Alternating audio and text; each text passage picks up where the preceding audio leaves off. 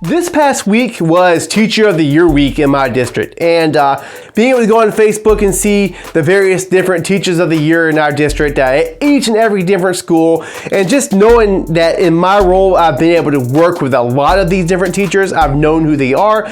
Nothing really really fills me with the joy of knowing that these teachers have worked so hard to make students better over the course of time in their respective places and then their respective callings, and it's just a great time. In the virtual school I work with, we had our second Teacher of the Year, and I'm telling you, she is top notch. She was Teacher of the Year in the past at all different levels that she's worked, elementary school and also in middle school. She's also been the Teacher of the District one time. So we're talking just top notch, unbelievable educator, unbelievable professional. But even more so than that, it's not the job that makes the Teacher of the Year. It is the relationships and the way that this person has fostered those relationships over time. It's all inspiring to me, being able to see all the various different Facebook comments and things like this about how this person has changed the lives of literally generations since the beginning of her teacher career, and it just kind of puts me in my feels.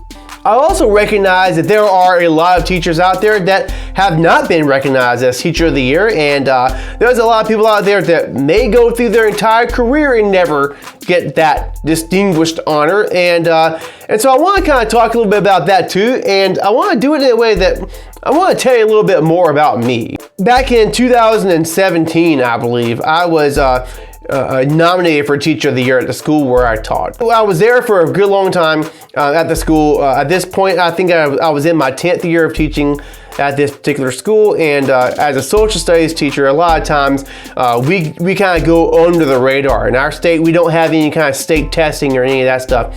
And I, as a young gun, since the beginning really of my teacher career, I was a glory hound. In some ways, I just really kind of sought out opportunities for just being noticed and just being recognized. And the amount that I was paid never really mattered. I just wanted to do good by my students. I genuinely did. But I also wanted to be recognized for the work that I put into the job. And I think a lot of us are like that. I remember actually actively trying to be Teacher of the Year some years, where I would go off and join different types of PLCs or different types of initiatives, or I would take grad classes here and there, or I would take advantage of some kind of an optional opportunity because I wanted people to notice me. I wanted to kind of get my name out there and say, hey, look, this guy's is not only do the students like him, not only does he do well by his students and he teaches the subject the best as can be taught, but he also, he's great among his colleagues. So even his colleagues kind of respect him and like him as a person, and the work that he does is top notch, and he's always willing to work and have the answers to everything. And so I sought out opportunities like that, eventually I started to maybe kind of grow up a little bit. And after I got recognized as one of the 4 finalists for Teacher of the Year at the school I taught at, I did not get Teacher of the Year. And it didn't really quite matter as much to me at that point as it had before, because something kind of changed. Then I also kind of want to fast forward to the next year, where I was one of the few teachers in my district who was working in virtual school. We were the first virtual school partner, I guess you could say, with our state virtual department over here, and I was able to be nominated by my colleagues to be the first franchise Teacher of the Year for the virtual school over here in South Carolina. And so that was just such an honor to me. That was unexpected.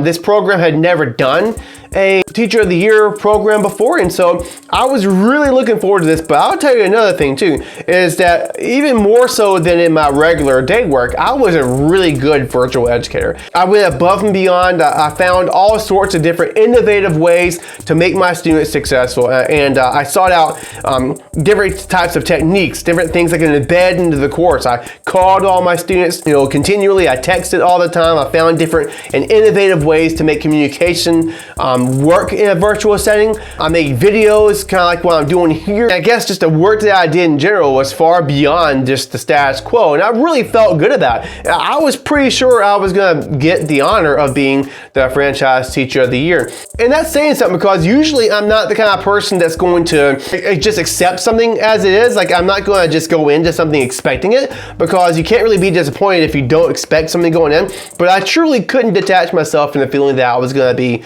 this Franchise Virtual Teacher of the Year. And so I was really kind of excited about it. And I went in and we did the whole day-long conference that is associated with this. And at the tail end, they announced a new Franchise Teacher of the Year, and it was not me, actually. It was another fantastic teacher in another district who I have nothing but the greatest of respect for. And that one kind of stung just a little bit, because I mean, I couldn't help it, because I really and truly felt like it was meant for me to have that, and it would have just been such a great honor.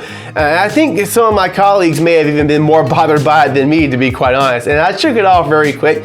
And it was totally good to go. But then in that one mainly, I think I sat back and I kind of reflected a little bit. And so I'm thinking, in 2017, I was nominated to be Teacher of the Year by some of my fantastic colleagues. And I later found out, even just this past year, who it was that nominated me that year. And just knowing that it wasn't my buddy down the hall like it always usually was, it was a true heartfelt nomination where this person felt like I had done the work and I truly deserved the honor of Teacher of the Year, at least in her book. It was so incredibly moving and so touching to be able to hear that in hindsight. Between these two experiences, the thing that I took home from it, and the thing that I reflect on today, is that I was recognized by my friends and by my colleagues, my coworkers, as being something special, at bringing something to the table to reach my students. And the fact that there is someone else out there that could have been Franchise Teacher of the Year at the same time as I could have been for virtual teaching, man, that was unheard of to me. And it's so refreshing to know that somewhere out there, other students were benefiting from the teaching of someone that brought as much excitement and as much energy into virtual teaching as I did. To me, that is a better reward than any award could ever be, knowing that students out there are able to benefit from the good teaching of someone else that can do it as well as I could. And y'all, I'm not gonna lie. I mean, I felt like I did a pretty good job. And I love the fact that there's other people out there who can do it as well. And I needed that. I needed to see that, not only for my own humility, but also just because I need to know that there are other students out there that can benefit from the great things that other teachers are doing. And it's just fantastic to know that. I'll wrap it up like this, okay? This morning I went on Facebook, and my sister-in-law is a teacher over in the school district where I grew up. And she tagged a friend of hers that was working with her in some capacity at school. And this friend of hers happened to be my 10th grade world history teacher. And she was a very special teacher to me, just in being, I can remember weird details. Like, I remember at open house, she told my mom that I was just a very hardworking, conscientious student. I didn't even know what conscientious meant that particular time. And but just I remember these kind of details. I remember another time where my lips were super chapped. She actually offered me her lip gloss at the time to kind of get relief from my chapped lips. And she used to give me gum and different types of things like this, cough drops. She was just, besides all that, she was a very special teacher who helped to encourage me not only to be a teacher, but also she kind of nudged me in the direction of social studies, and maybe not intentionally, maybe not directly, but I'm a social studies teacher today partly because of the efforts of this woman. Was she Teacher of the Year? Oh, she wasn't Teacher of the Year that year. I don't know if she ever has been Teacher of the Year. Actually, take it back. I think that she may have been Teacher of the Year when I was doing student teaching over at that school. Nevertheless, the point that I'm trying to make is that it didn't matter to me if she was Teacher of the Year. It didn't even rank up there. It wasn't even something I was thinking about. She was Teacher of the Moment in my life. So many other teachers, I'm so thankful, so many other teachers were Teacher of the Moment in my life, in the life of a student who struggled with self-confidence, who got bullied, who really just kind of had a hard time. I had a safe space provided by great teachers like this particular teacher I'm talking about. And it is such a magical thing to be able to say that I make those kinds of differences in my own students.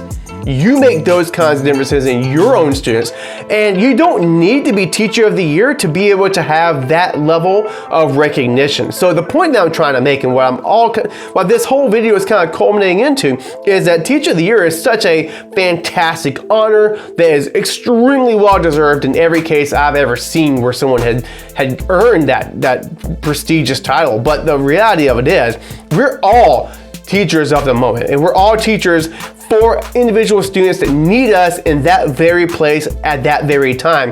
And don't forget that, and don't take that lightly. We may not get the recognition that we're looking for from our colleagues, from our administrators. We may never have that level of recognition, even from our students.